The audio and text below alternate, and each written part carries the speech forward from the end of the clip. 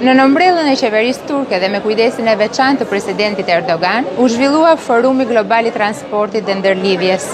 17 ministra dhe akoma më shumë delegacione nga i gjithë bota morën pjesë në këtë event të rëndësishëm vjetor, i cili sjell bashk vendet europiane me eksperiencën e tyre të çmuar për sa i përket kornizave rregullatore dhe projekteve me fizibilitet të lartë, si dhe vendeve nga Azia dhe kontinentet e tjera, që sjellin eksperiencën e tyre në projektet e guximshme dhe teknologji të avancuar. Panele me prezencë të ministrave për trajtimin e çështjeve më sensitive janë zhvilluar para një publiku të gjerë për të folur qartë e hapur për sfidat që përballen sot qeveritë, për sa i përket transportit dhe ndërlidhjes multimodale në tërësi, teknologjisë së re që avancon çdo ditë dhe që kërkon angazhim nga të gjithë aktorët e transportit. Elektrifikimi e kurrudhave, flotat e reja të automjeteve elektrike, portet e gjelbra dhe të lidhura me portet e thata dhe mbi të gjitha projekte me përfitim rajonal janë diskutuar pasi transporti nuk ka më kufi.